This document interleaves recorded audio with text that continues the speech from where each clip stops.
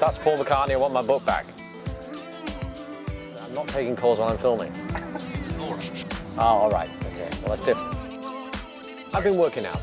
I've been burning the midnight oil, you know, scripts all over the hotel room, cigarette ashes and coffee. I don't even smoke. It's Friday night, and I just got paid.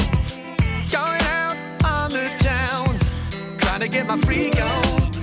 I can't see me staying home all alone. Gotta go out to see if I can find a special one. Yeah. You and me and you, back until the break of dawn. I'm not trying to be a solo artist. That's first and foremost. I'm just a BG on my own at the moment, you know, and that's how I see myself. Me and you, yeah, yeah. Popping crystal, yeah. It's not different than doing a song on stage on my own with the Bee Gees. It's not different at all. And if you look at all the other groups like the Beatles and Fleetwood Mac, and they'll do stuff on their own on stage, even though they're still with the group. So even when you're doing stuff on your own, it doesn't feel like different. We don't always sit together when we're doing interviews, for instance. So it's not like I'm feeling different. And me and Barry will be together again, and we'll be working together. So it's just really, to me, it's no different. I don't see myself as a solo artist. I just see myself as Robin Gibb, a BG, doing stuff on my own. A summary, we've got 100,000 people tonight just for rehearsal. Wow. Because they only want to let a few people in tonight. Because they thought we don't want to give too much away, just 100,000, keep it small, keep it tiny, you know, and that way if we screw up, it won't be a lot of people to worry about, yeah. Because tomorrow night we've got 500,000 people. That's the last one. Thank you very much for your kindness coming over.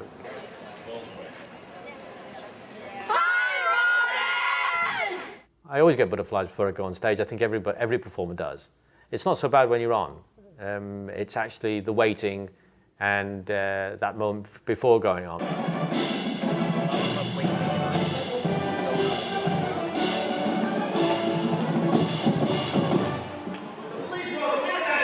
we go.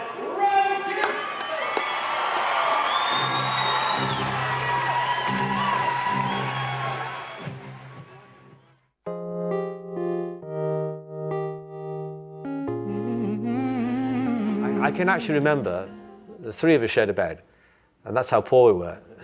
Believe it or not, the three of us shared a bed, and we had one room. And we used to sit in this bed every night when we were kids and dream about being successful and famous, but not for money, just for being, because we didn't relate to the money side because we were too young, but it was always like, you know, we'd talk about what we were going to do. And believe it or not, we'd always talk about what we were going to do as if we were going to do, we weren't big-headed or conceited or anything because we had nothing.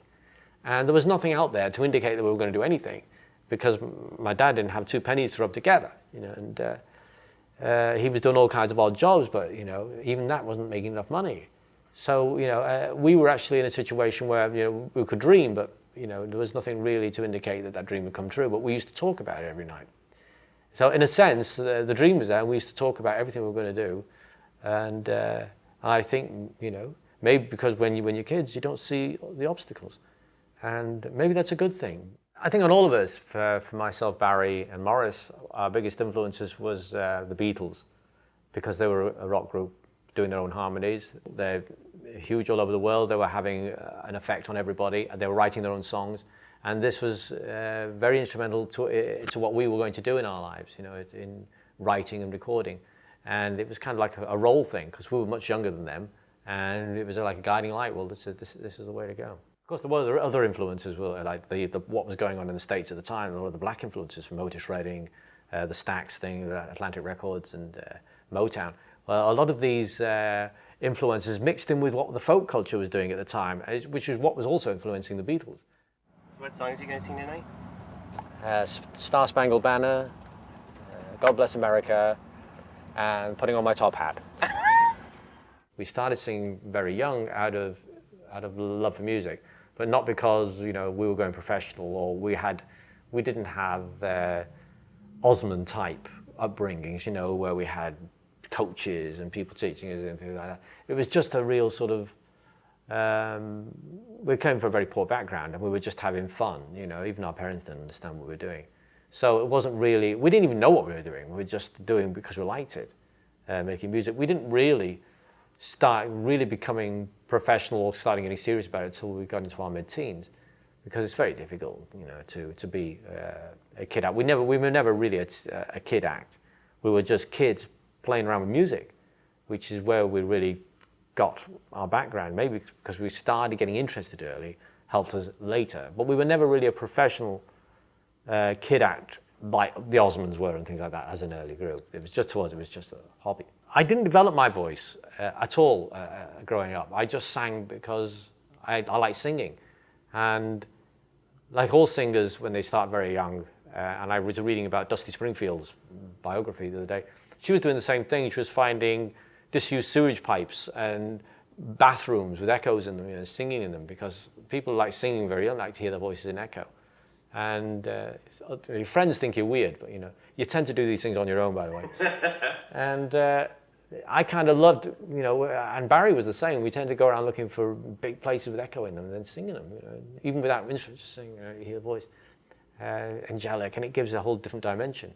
And only people who really like singing really can appreciate this. And it's not uncommon with people who are singers, that they do this as kids. And I just liked the way I sounded, and I just didn't think, oh, I can sing and I've got a great voice, or I've got a lousy voice, or anything. I didn't have any view of my voice. I just enjoyed it. The great thing about being in Australia was it was a great school of learning for us. And we hold that very precious. As part of our lives, we wouldn't want it any different. We spent time in Brisbane, and we lived in Sydney, and the great experiences that we learned from people like Australian artists like Carl Joy and Johnny O'Keefe, and managers like Kevin Jacobson were very instrumental in bringing the Bee Gees to the front in Australia before we left. But we went as far as we could there as kids, because we were still quite young. But those were very important days for us, and which I don't think we could have achieved anything in our lives without that time in Australia.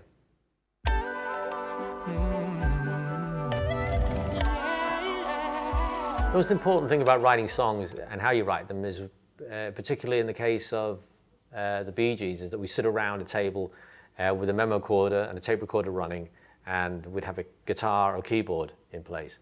The melody is the first thing that comes. The melody is the most important part of the songwriting process. That comes first, and then lyrics will apply to that afterwards, which we all write. Writing songs is a bit like playing Scrabble. You know, you always see hearing titles. You know, it's like if you play Scrabble, you're always seeing 7-letter words everywhere. You know, let's go Scrabble. It's the same with writing songs. You know, when you're in that psyche, you actually, when people say a statement, you know, you can think, well, hang on, that's a title. You know, they may not know, but you're a songwriter, so you hear titles and you hear lines, or you hear. So I hear songs in terms of, and Barry does the same thing. In terms, you get a title, it's a statement. That statement is the basis for the whole song. So it's not so much as what is the song about. The statement of the song will create that. Passionate love songs are still very much a part of the fabric of popular music, and they're always part of what are the biggest songs. My Heart Will Go On, and I Will Always Love You, and some of the biggest records of all time tend to sing about relationships. And I don't think that's ever going to change. And people always say, well, you know, isn't it a bit corny saying about love songs? Well, the biggest songs of today are still love songs. It doesn't change. And whoever keeps saying it does is not looking at the charts and is not watching, because that will never happen. It's perennial, because young and old will always relate to relationships. Relationships gone wrong, missing people, torch songs, always huge. And that's part of human nature, and that will never change. I thought I'd do a little Irving Berlin routine, but then I changed my mind. I said, no, I'll stick to the Bee Gees songs. How Deep Is Your Love was written in a period of time of 3 weeks where we were stuck in the French countryside in Ereville in March, and it was pretty chilly. And we remember mixing Staying Alive at 5 o'clock in the morning. We had the shutters open, the 16th century shutters, watching these cows roaming around the fields with their udders full of milk, ready to be relieved of their load. And Staying Alive, the mix of Staying Alive was wafting over the meadows, and there was only just cows and sheep and the smell of pig dung, and very powerful mix, as you can tell. apart from the mix of Staying Alive itself. And that was, I think the cows of Eresville and the countryside of France were the first to hear Staying Alive in its rawest form. And of course, you get the impression that a lot of people think a lot of these songs from Fever were written in the bowels of New York nightclubs and stuff. But no, right in the middle of the French countryside. Staying Alive, If I Can't Have You, More Than a Woman, Night Fever, and all the songs of Fever were written in that 3-week period, even before we knew that Fever was being made. Oh yeah, Fanny was our housekeeper in Florida while we were recording the Main Course album, in which Fanny Butender was on that album, and that's the name that inspired that track. Of course, Fanny Butender with My Love. Oh yeah, Words goes much earlier, 10 years before then. And that was actually originally written for an English artist called Cliff Richard. And we wrote that at Portland Place, next door to the BBC. Next door to the Chinese embassy, actually. As we were writing it, we used to hear secret messages going from the Chinese embassy to China. And it used to come across the speakers, and we used to have to stop recording while these secret messages went. Because it was in a road where all the embassies were. And these embassies were there in World War II as well, so they maintained the Russian embassies and that. You could hear the secret codes, and it would come across the speakers. I think some of our records today have some secret messages from the Chinese embassy on it. Now, Jive Talking, that was inspired by a road on the way to Criteria Studios in Florida, because they had tar ridges. They had tar ridges across the bridge, and we were on the way, and it was quite a long bridge. And as we were going over the bridge, it produced a kind of rhythmic sound on the tires. And of course, believe it or not, we had the basis for Jive Talking from the beginning of the bridge to the end. By the time we reached the end of the bridge, we had the basis for Jive Talking. New York Mining Disaster, funnily enough, was written in the basement of Polydor Records when the power all went out. We were stuck down. I don't know why we were in the basement. There's a studio down there, and there was a power outage. And everybody was in black darkness.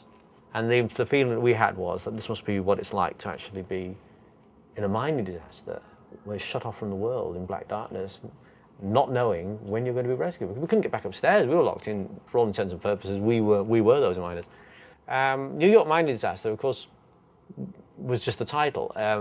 We didn't really know whether there had been a mining disaster in New York, and it didn't matter.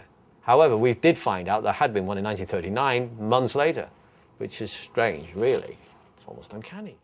Islands in the Stream, which we wrote for Kenny Rogers and Dolly Parton, was a very big record for them, but was not written as a country song. Incidentally, it is now one of the most recorded and played country songs in the history of country music and country radio.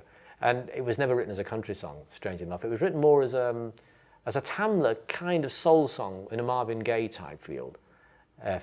Well, we had Islands in the Stream already, and thought, well, maybe we can turn this into Kenny's kind of feel for Kenny to sing with Dolly. And there's a very fine line, I feel, between country and R&B soul, and so it wasn't difficult to make the transfer.